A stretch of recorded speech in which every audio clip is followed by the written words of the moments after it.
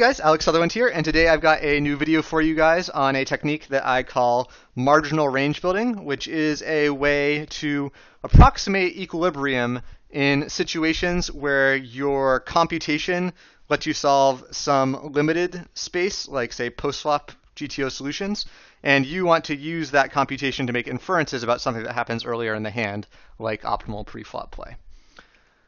And marginal range building is a general technique that will always let you kind of go one step earlier into the game tree than your currently available computation lets you compute. So for us, we're going to be using Simple Postflop's new EV aggregation feature, which lets us solve for post-flop on every possible flop and then generate average EVs for seeing the flop with a specific hand range.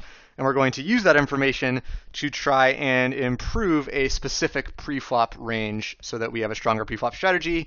On the average flop, we're going to be hitting the flop harder, winning more money, have a range that's easier to play, etc. So the idea of marginal range building combines two key game theoretic concepts. And the first one is backwards induction. Now, backwards induction is a really core game theoretic idea. I go through it in depth in my Theory of Winning series on card runners, so you guys can check out those videos if you're interested. I'm just going to briefly explain the concept here. And the basic idea is that it's a solution technique where you can figure out the best action to do at some specific point in the hand, like, say, should I raise here? Only if you already know the EV of all the things that might happen after you raise. And so if we, in our particular example, we're going to be looking at pre-flop range, we're going to say, should we be calling this pre-flop range? Could this range be better? The only way to answer that question is going to be if we know the EV of our other options. So the EV of folding pre-flop's really easy. The EV of raising pre-flop's going to be complicated. The second idea is what's going to let us get around that. And then the EV of flatting and seeing a flop is something that generally we don't know, but with the EV aggregation feature where we run a post-flop computation on every possible flop, suddenly now we do know and we can just reduce to a number. And backwards induction lets us take knowing the EV of those three options and make an inference about how we should play our entire range at the previous decision point we're deciding to call.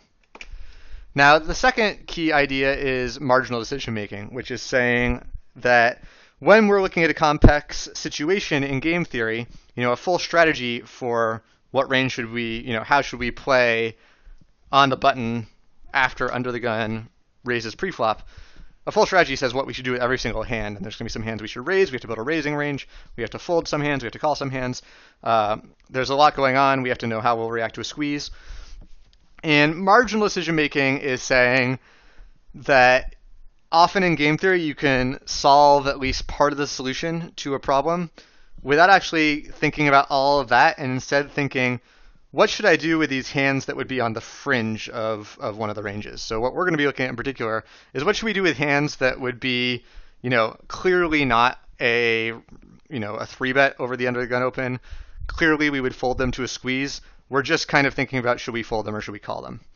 And by reducing the problem we're trying to tackle to just trying to improve the marginal element of our range, the part that's kind of, the weakest hands, we're trying to figure out what the best allocation of those weak combos is, we can greatly simplify our calculation because we suddenly don't need to know how we'd react to a squeeze. We're just going to assume we'll fold to a squeeze. We don't need to know, with 3-betting with, something like 3-betting the under the gun with queen 9 suited, would that be higher EV than flatting it? We're just going to assume that's not the case, that hand doesn't really belong in our 3-betting range.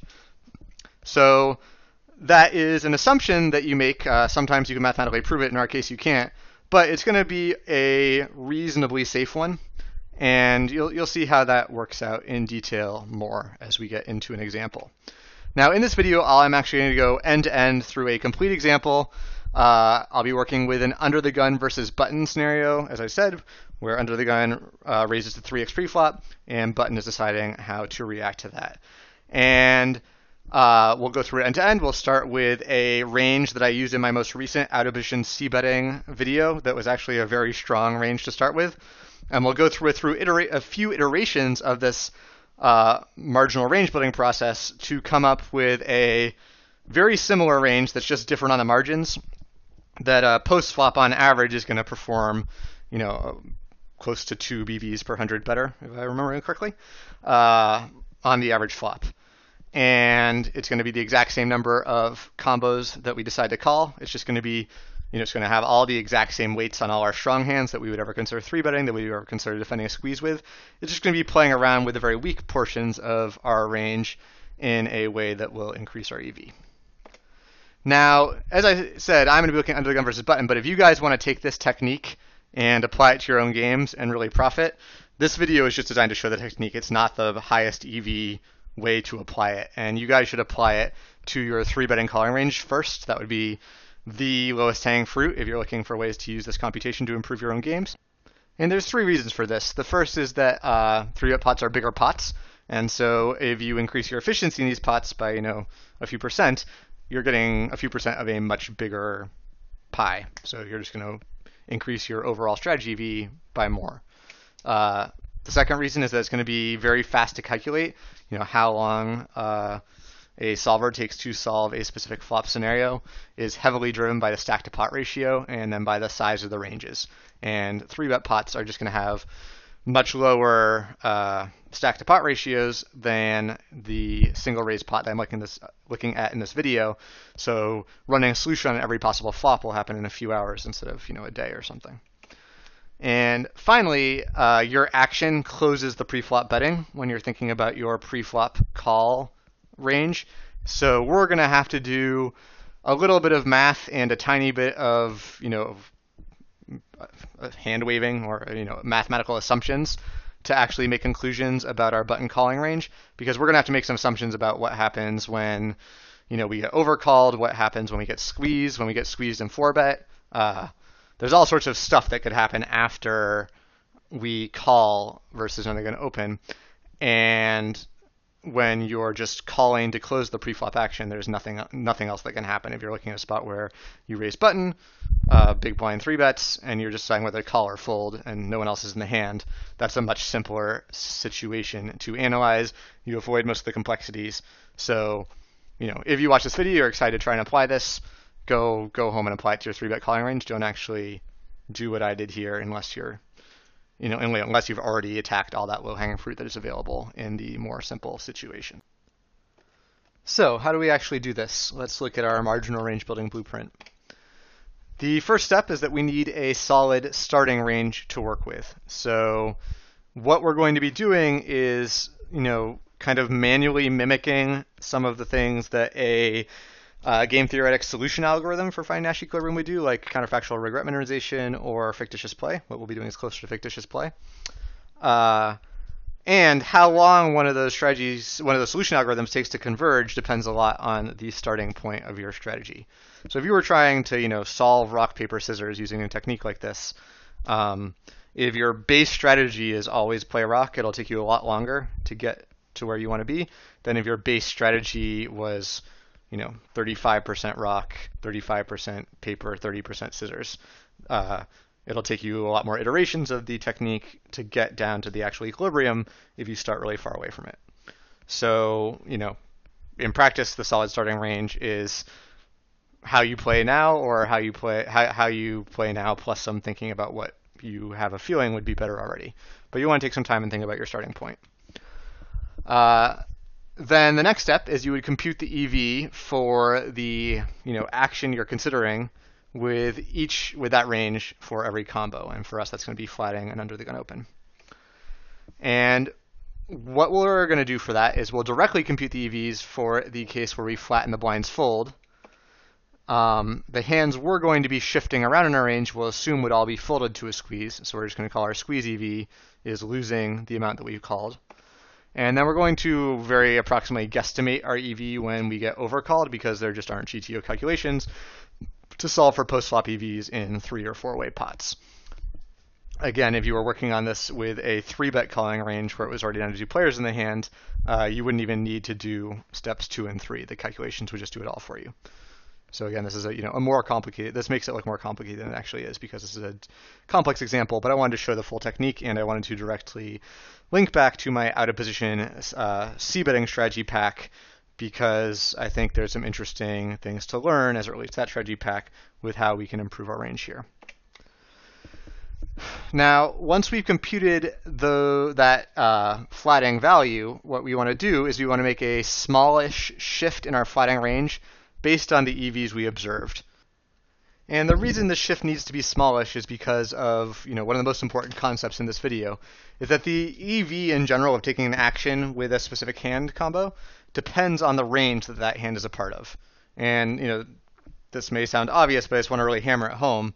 There is no all-encompassing EV for flattening an under the gun open with ace jack off. That's not a meaningful statement. The value of flattening an under the gun open with a specific range is a meaningful statement. And how ace jack off performs will depend on the composition of that range.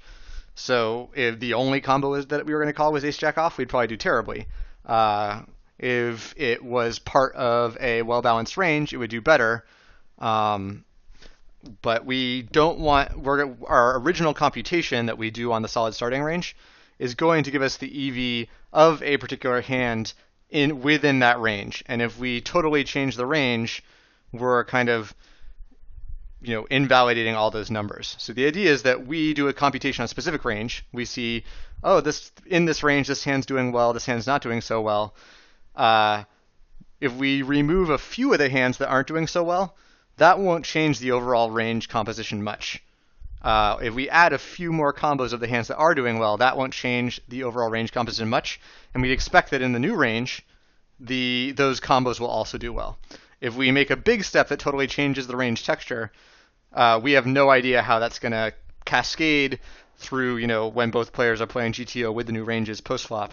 We have no idea how that effect will cascade across all the other EVs, and it will likely lead to us making negative progress, and I'll even show you an example in the iterations I did where I took too big a step. But if we do things right, what we'll want to do is we'll want to take a small number of the combos that were, maybe very, very slightly plus EV and in the range, maybe very, very slightly minus EV and in the range, and take them out. Take some combos that surprised us with how high their EV was, and either, if we weren't calling with all, say we weren't calling with all the 5-4 suited, we were, kind of calling with half of it, start calling with all of it. Maybe look, if we already were calling with all of it, look for similar types of hands. So if, Queen 9 suited was doing well, let's maybe try and add King 9 suited, something like that. And make a small shift in the range where maybe we change, 5% of the range, something like that, to hopefully increase our EV.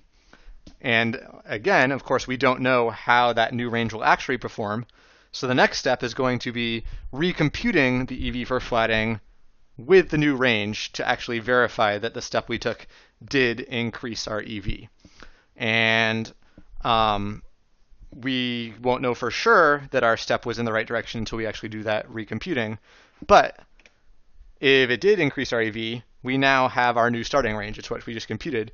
And we can repeat that step as many times as we want until we have a range that we are having a hard time further improving and that we feel confident about. So that is the basic outline. And it assumes that our opponent's post-flop play is fully dynamic. It's a GTO nemesis opponent who's going to completely properly play post-flop against our new range. But it assumes that our opponent's pre-flop play is static. We're not incorporating the dynamics where, because we're flattening a different button range, they might open under the gun a little different. And generally, that's going to be a pretty safe assumption. In the under the gun versus button case, it's extremely safe because under the gun's opening into 5 different players. Just the button changing, 10 combos of his flattening range is not something any under the gun player is going to adjust too much. Again, though, the key would be to take small incremental steps. If you switch from flattening the button, 10% to flattening at 30% against another gun open, players would adjust their pre-flop play there. So the marginal, part is about changing the edges of your range. It's not about tripling its size or something like that. And the example I'm going to show in this video, I actually compute a range with exactly the same number of combos. That's just to keep things really simple. You don't need to do that. You can certainly expand the edge of your range or shrink the edge of your range with this technique. It doesn't need to end up exactly the same size. I just chose to do that for this video for simplicity and clarity. So how do we apply this? We're looking at the undergun versus button case, and we're going to start with a strong flattening range from my out of position C betting strategy pack, which I have for you here. So let's take a look at this range here. This is our under the gun opening range, 16.4%. Reasonably straightforward, I think. You know, premium hands, all pairs down to fives, start decreasing frequency here. Suited aces with less of the middle ones that can't get straight draws, and some suited connectors, a few Broadway hands. And then our flatting range is going to be here. Very tiny fractional weight on super premium hands, all our 10s through 6s. Ace queen suited, most of our ace king off are not three betting versus under the gun open. Ace queen off we never are. And then we're calling with a small amount of ace jack, king queen, and a small weight on some of the best suited connectors. So this is our starting range. It's actually a very well balanced range. This is a range that one of my students who plays 5-10 on stars worked on. So this is, a high level range that's already quite close to, the way top players play at least today. No one knows what GTO preflop play looks like, so I can't say that it's quite close to GTO, but it's not a fishy range that I'm starting with.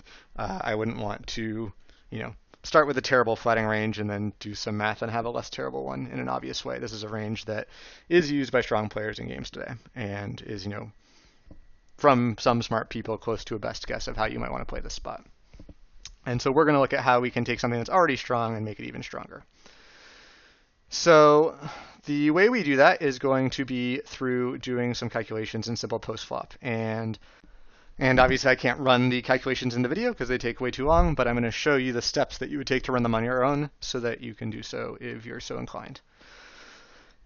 So what you do is you open up simple post-flop, you set up your scenario with the ranges you want and the bet sizing you want. You're going to want to choose reasonably simple bet sizing because the importance of really specific, accurate bet sizing across every possible flop is going to kind of average out to some extent, and running a whole, we're going to need to run 1,755 calculations to represent every possible flop with every, removing suit symmetries.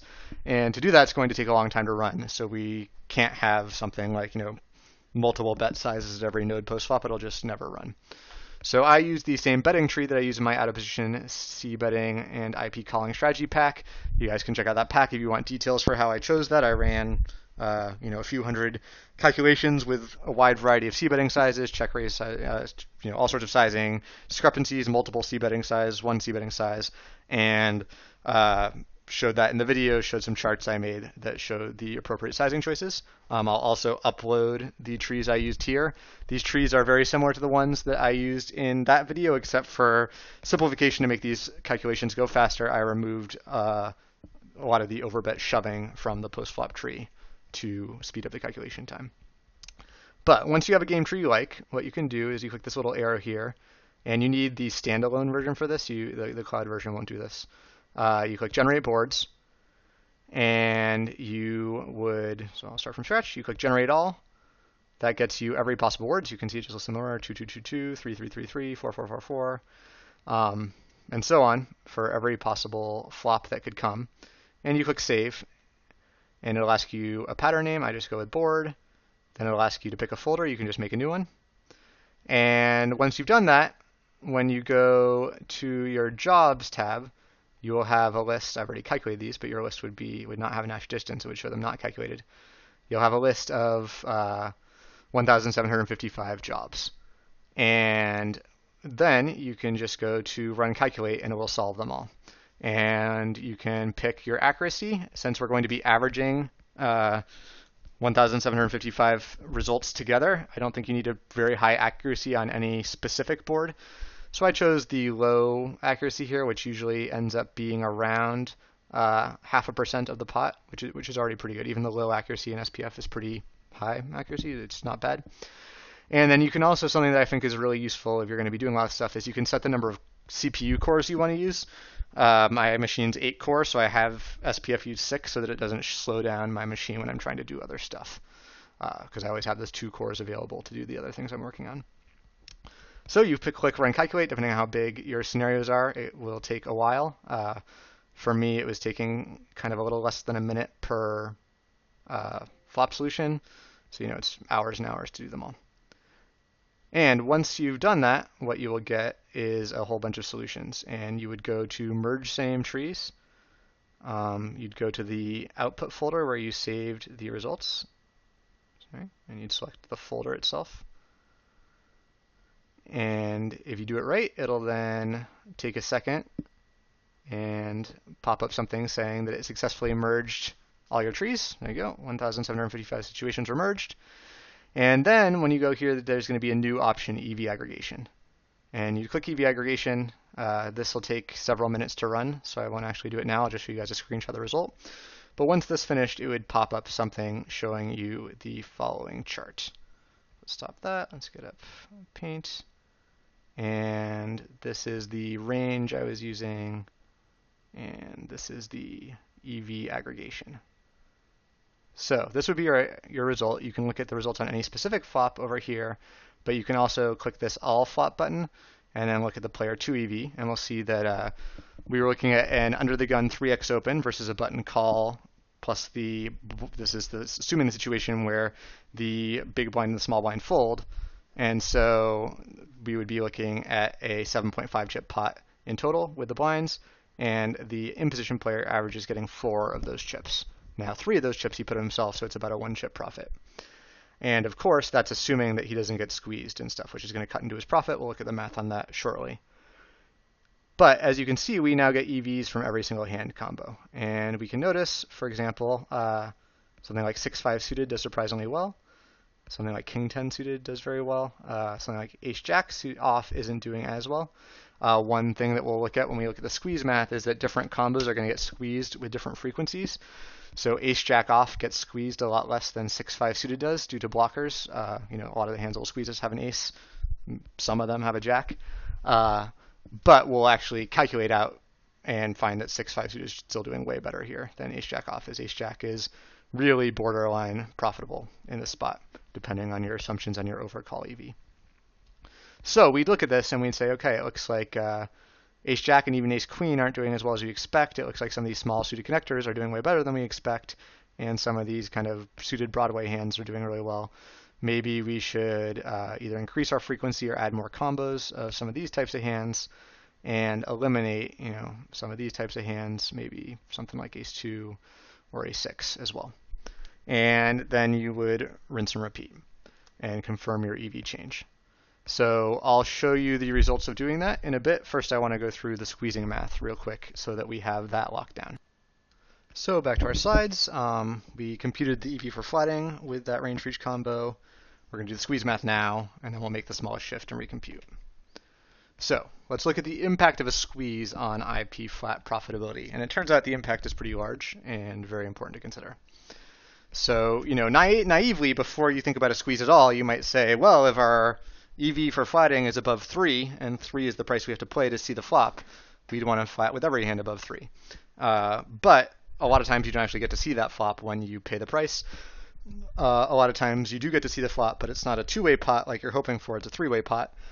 Now you're still in position even when it ends up three-way, so that's actually not too bad a outcome for you. And the range that functions well versus an under-the-gun opener also tends to promote hands that play well three-way. So getting overcalled isn't actually that bad. We don't know exactly how bad it is because we can't run three-way GTO calculations, so we're going to have to guesstimate that part. But we can assess at least the impact of the squeeze itself. So let's work through some math here. We're going to assume a squeeze frequency of X%, and that with these marginal hands we're going to be playing around with, Queen 9 suited, the Ace Jack off, the 5-4 suited, those hands that we're looking to tweak, we would always just fold when we got squeezed. So, our EV when squeezed is going to be 0 or -3, depending on how you're looking at it. And we're going to assume an overcall frequency of Y% and an EV of Z when we get overcalled. So how do we estimate Z? For this example, I'm using a value of 2.81. It's not necessarily an easy value to estimate. It depends a bit on your specific games. You can certainly look in your HEM database and try and get a sense for what your average EV with these marginal hands that you flat is when you get overcalled. To keep this simple, I assumed that we would approximately achieve the same percentage of the pot that we manage to extract when we are in a two-way situation. We'll be in position still. We still have the range that performs well against other gun also performs well three-way. And so the math I used to get that is I took the EV that we get with our weakest hand here, Ace Jack 3.292. I multiplied it times 2/3 because we're going from 2 players to 3 players, and then I scaled it up by the ratio that the pot increases, which would be we'd be going from, say the big blind called, we'd be going from a 7.5 pot to a 9.5 pot. That's the most common situation. Sometimes the small blind calls, then we're going from a 7.5 to a 10 BB pot. I kind of weighted averaged those out to 9.6 and came up with this estimate of 2.81. Of course, the equations will show you exactly how the values we get here shift with that estimate. It doesn't actually have a huge impact, but you guys can replace it with your own value of Z that you get through your HEM database. You can feel free to disagree with this estimate and replace it in the equations I choose as you see fit. Now, we'll call E our EV when we flat and both blinds fold. That's what simple post-flop gives us. And if we want to figure out what the threshold is for that value of E to make the flat as a whole profitable, we need it to be the case that we're going to always be spending 3. This is how often we actually get to realize our E. That's how often we don't get squeezed or flatted. And then this is how often we get flatted times our payoff in that case. And we need that value to be greater than 0. And if you just use Wolfram Alpha or do some simple math, it turns out that value is greater than 0 if and only if, so we move the 3 over to the other side, we divide by 1 minus x minus y, and we move the y times z over to the other side, and we get this. And if we replace this with some real life values from a HEM database from my student who plays 5-10 on stars, these are kind of mid-stakes ranges, the squeezing frequency would end up being about 8%, and the flatting frequency ended up being, the overcall frequency ended up being about 26%, and we would get a threshold of about 3.438 to be kind of the minimum where a call is profitable. But against a tighter squeeze range like 5%, it would be 3.28, and versus 6 and 7% would be 3.33 and 3.38 respectively. And this is going to be relevant as we look at this marginal analysis because, as I mentioned before, certain hands are going to have blockers to a squeeze and get squeezed less often. So if we have a hand like ace-queen, if we think about most people who are squeezing another gun raiser, the range is pretty tight. So if it happens 8% overall, that means it's kind of each player playing with about a 4% range, the small blind and the big blind, which is, aces, kings, queens, ace-king, and a smattering of bluffs. And in your games, especially if you play, low stakes, this is probably an even tighter range. So, and again, for your own calculations, replace the squeeze frequency with what you get from your own database. But anyway, the point is the squeeze range does not have a lot of bluffs in it. So if you have something like ace-queen that blocks the aces, it blocks the queens, and it blocks, a good chunk of the ace-king as well. If the average squeeze frequency is 8%, you're going to be actually squeezed much closer to 5%.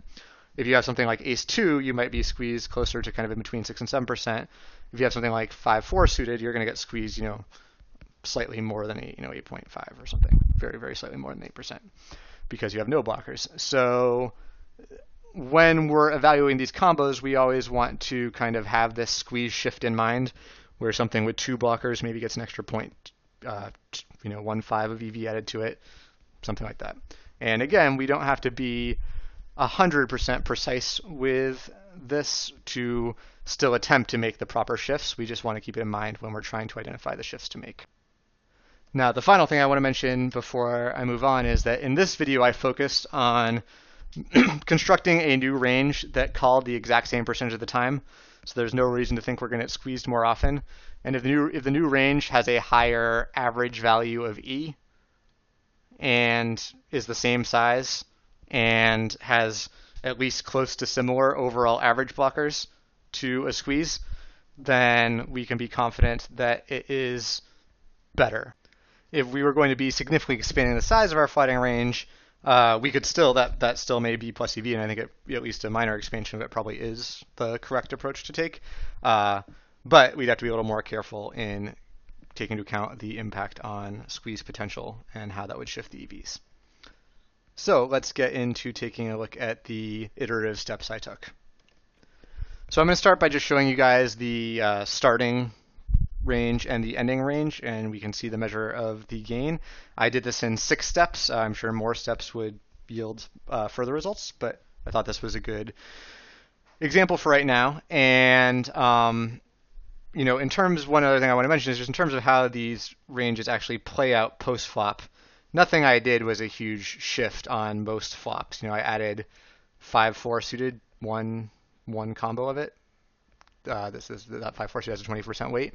If the board comes 6-5, 6-5-5 or 7-6-3 or something like that, obviously the strategy is going to shift a bit with that one new nut combo. But for the most part, the way you play these ranges out post-flop isn't going to change because I tried to keep the changes very small. The general trend of the changes is just to favor board coverage a bit more and high cards a bit less. And what we can see in terms of end result here is that our player 2, the in position caller's average post-flop EV went from 4.002 to 4.017, which means that the that's about a 1.5 BB per 100 gain. And that may not sound like a ton, but for just tweaking a few combos of your calling range, I think it's actually pretty profound.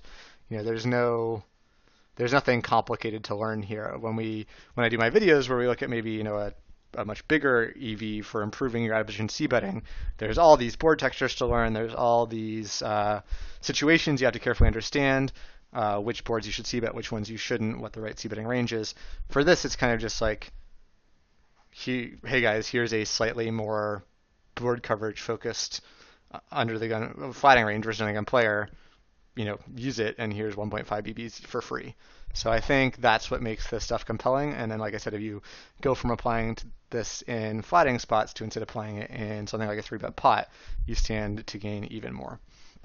Now, if we look at what actually changed in the range composition, took out ace-jack, took out ace-6, took out ace-2 suited. Let me actually get up the range composition so that you can see the actual frequency changes. This is the starting one, and this is the ending one. As you can see, they're both exactly 9.1% of hands, so it's exactly the same number of combos. If we look at this here, we also increased the weight on king 10 suited and queen 10 suited substantially, added small weights on these one gappers, added small weights on 5-4 suited, and upped the weight on the higher suited aces a bit as well. So this is a very small shift, but it produces a range that's just a little more balanced and performs a little better on average. And you might wonder why that is, why fiddling around with these small shifts on our hands would actually kind of just strengthen the range as a whole. And the big key concept that I wanted to take a second to highlight here that drives all this is a really core idea to poker, which is that you kind of get diminishing returns on the value you're able to get out of your big hands the more of them you hold. And so if you have, the reason board coverage is so important and the reason we see our GTO flop solutions favor turn runout coverage so heavily, both with their C betting range, their calling range, everything, is that you get diminishing returns for each nut combo that you hold in a specific spot. So if we have, range A has 102, total chances to hit the nuts, and range B has only 100 total chances to hit the nuts, but range B spreads out those chances over the flops more evenly, range B may end up being the higher EV range. And to really drive that home, I wanted to show you guys a quick toy game to help you understand it, because what's important about this marginal range building process is what we're doing is kind of similar to fictitious play in that we're taking specific combos and changing the action with them in the way that we think is highest EV, but it's not a machine applying a brute force rule. It's us as humans applying our logic and intuition to try, the machine will take thousands of steps to converge. We don't have time to do that. We're hoping to make significant gains in 10 steps. And the only way to make significant gains in 10 steps is if each of your steps are smartly chosen. And to do that, you need to have a kind of good intuition for what builds strong ranges. So let's take a look quickly at this example that I whipped up. So this is just a toy game I made up. You're on the turn, 2-2-2-2 board. the ranges are 3-3 through king-king, and they're symmetric. Both players have the same range, stack to pot ratio of 7.5 to 1, half pot bet size. None of those things matter too much. This will happen in pretty much any situation, the vast majority of situations you can come up with. And what we're going to experiment with is we're going to add nut combos to the hero range one at a time and just see how much it shifts the EV. So I'm going to take the hero's range, and an ace is the nuts here, so I'm just going to give him one combo of it. And then I'll solve that with Gtorb, and I'll measure the EVs and see how they shift as I add 1 combo, 2 combos, 3 combos, 4 combos, 5 combos, and 6 combos. And rather than doing that all live for you on video here, I did it in advance and made a chart. And so let's take a look at that. This is the number of nut combos that the hero had. This was his overall average EV. And this was the amount he gained in average EV for each combo of nuts we added. And you can see the first combo got us a incremental gain of almost 4 chips. The second combo still gave us a lot, but much less. We only got 3.4 this time. The third combo gave us even less. The fourth combo even less. And then it seems like we kind of leveled out and it's bouncing around a bit here. But the first combo was worth more than 50% more per combo than the fourth, fifth, and sixth were. And if we look at the actual EV with a specific nut combo that we earned, what is our EV when we hold aces in that spot? When there's just one of them, we get this huge payoff. As we start getting more and more of them, we get paid off less and less when we actually hold the nuts. And I think I call this idea, concavity in nut combos. A concave function is one that kind of levels off as the number of combos increases, the EV flattens out per combo.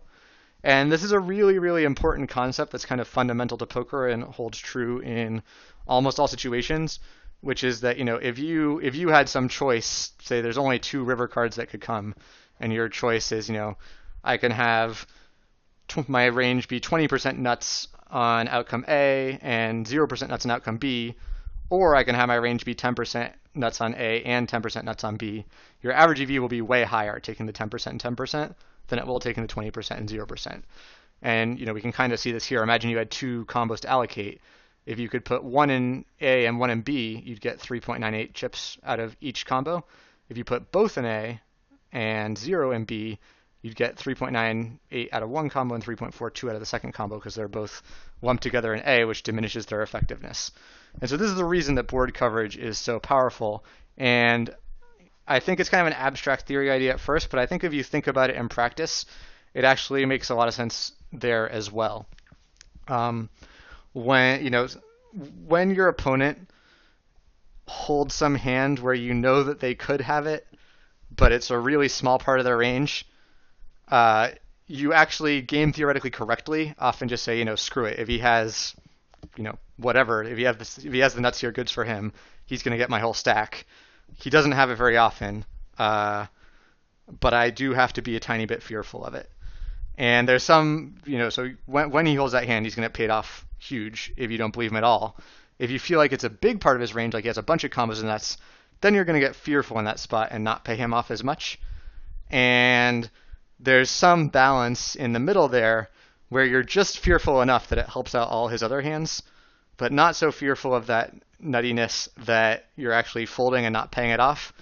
And that's kind of the sweet spot where you get the most value out of it. And this notion of decreasing value the more nut combos we have really drives us to want our preflop ranges not to really smack certain boards and really miss other ones, but rather to be able to threaten the nuts on huge ranges of board. And there's always going to be a trade-off between doing that because, say we want to threaten the nuts on a 3-3-2 board, adding 3-2 suited to our range is great and all in terms of giving us nuttiness there, but its average hand strength, its chance of flopping top pair is just so much lower than a hand like ace-queen that it's really hard to want to replace ace-queen with 3-2, and we certainly would never want to have a lot of weight in 3-2 and certainly not the offsuit combos. But because we get this, really big bonus payoff that we see here from the kind of the first nutty combo in our range, that bonus can be big enough to make a generally weaker combo more preferable in our preflop range than a generally stronger combo. And so, that's the high level reasoning for why the, this range is outperformed by this one. Because certainly if you run an equity comparison against these two ranges, you'll get that this range has a higher equity. And it might be a little counterintuitive that that's also the range that when both players play GTO post-flop performs more poorly. I also think this is a nice example where it's not just if both players played GTO post-flop. The range that does better when both players play GTO, this one, is also the range that's easier to play. A hand like ace-jack off or ace-6 suited is actually extraordinarily hard to play, even in position post-flop, versus an under-the-gun opener where you're dominated a lot. Whereas a hand like, 5-4 suited, especially if you understand its purpose in your composition, which is to let you, to flap the nuts when the board comes low and to make you just a little trickier to play against when there's low boards. That's actually pretty easy to play. You semi-bluff very slightly more often when there's a low board, and you take them completely to value town when the board comes like 4-4-6 or something, and they don't expect you to hold a 4 very often. So that is concatenating nuts. Let's get into the actual range shifts. So if we want to take a look at the actual changes I made here, starting with the original range, if we go here, my first attempt expanded the range to 9.9%. And often when you're doing this, you do want to kind of start by expanding your range, even if you plan to contract it back down, because otherwise it's hard to kind of map out the space of some new hands you might consider adding, or how much having more weight on specific hands is good or bad. So here I added a bunch more weight just on all of the suited connectors here, was pretty much the only change here, and then taking out the ace-jack and slightly dropping the weight on ace-queen. A little more ace-9 and a little more queen-10 suited also. And I ran that, and let's look at the screenshot of the result. It actually was not very good, but it did give me information. Obviously the average EV was going to go down because the range was bigger, but when the range gets bigger, a smaller percentage of it is this wildly profitable ace-ace or something. So you wouldn't expect the average EV to increase when you increase the range size unless you made some amazing improvement. But this one went down a fair amount more than is ideal. But it gave me the information I needed to make a pretty immediate improvement. So what I did was, for the iteration after that, I reduced it back down to the original 9.1% size. And this was the resulting EVs I got. You can see it's a new 9.1% range, and we went from 4.002 to 4.01. So just in 2 attempts, I got about half of the gains. Obviously, I only did 6 attempts, so that's not too surprising. And to do so, I just calmed down a bit on adding these 2 connectors. I'd added too many originally, but I kept the ace-jack off removal, and I left these guys pretty much as they were. So after that, I wanted to briefly experiment with really making a big expansion. So the third and fourth attempts, I got all the way up to 10%. And this is somewhat interesting as well. So this was a 9.95% range. And I did that by, again, I kind of wanted to map out the space of combos I hadn't considered yet. So I added 2 connectors all the way down to 3-2 suited. Added king 9, queen 9, jack 9, and 10-8, so some 2-gappers. And if we pull that open and look at the resulting average EVs we got, we can see this range was a fair amount bigger than my first iteration, or slightly bigger, sorry, 9.9 to 9.95, slightly bigger, but its EV was actually higher, so it was both bigger and higher than that iteration 1. So iteration 3 really crushed iteration 1, and that told me that I was really starting to understand the space of these hands a little better. And if we remember, that kind of cutoff point versus an 8% squeeze to be profitable was kind of 3.43 versus a 6% or 7% squeeze, which is kind of where the king 9 would land with the king blocker. It was kind of 3.38, 3.33. So certainly this king 9 is looking profitable, but queen 9 is not quite, and jack 9 and 10-8 are definitely looking profitable. So 3-2 is not. So I'm getting, between that squeeze math we has that kind of has a cutoff for me, And using these expanded ranges to map out the space, I'm getting clear ideas of directions that you can go for improvement. So that led to iteration 4, which I'll pull up for you here. And I will put all these files, all the computation, all the ranges up for you guys to download so you can play around with this on your own. Iteration 4, I just went for a huge range. This is almost 11% of hands. And of course, we'd expect the average EV to drop. We can see by exactly how much. Down to 3.93. Again, I think this is like too big a drop to justify the expansion. And particularly for this video, I was looking for a range of the same size, so this was just trying the space. My results to date do suggest to me that there is a 9.1 is not calling quite enough, and you could flat a little more. But what I did was I actually started putting full weight on some of these, King 10 suited that had very tiny weight before, upping the weight on our low pairs all the way to full, also all the way down, so always calling with our 2s. And just seeing, which hands, when we really added more and more combos of them, really started to decrease in value. And you can see, for example, that the low pairs, they're really there, because of this concavity of the nuts, they're there to flop the nuts in a very surprising way. And having 6 combos of pocket 2s is way too many. We go way below our threshold. So that this iteration wasn't a serious attempt to get range, it was more to further chart and understand the space. And then that led us to iteration 5, which is here. And this one I had shrunken back down some, and if we pull up the EVs here, so you can see I took out full weight on these low pairs. I took out the 3-2 suited because that really didn't perform well. And if we pull that up here, iteration 5, we can see now this range is over 10%. It was 10.03, and we have an even higher EV than the iteration 1 or iteration 3. So as I was iterating on this 9.1% range, I was also getting increasingly good kind of 10% ranges. And this one really gave me all the information I needed to tighten back down now that I'd really explored the space. So I tightened back down to a new 9.1% range with my final iteration that I did for this video. Which we've looked at before, but just for clarity was here.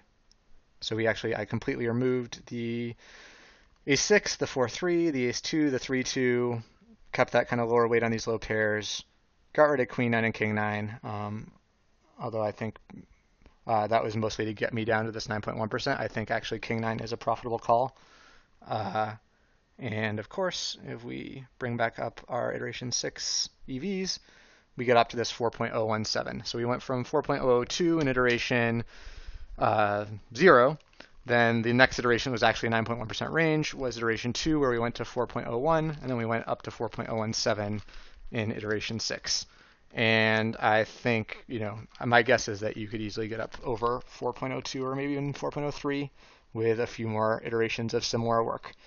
Were you so inclined? Although if someone was going to work further on this, I would focus maybe more on trying to find a nice 10% range to call that was looking more promising. So that is where I'm going to leave this video.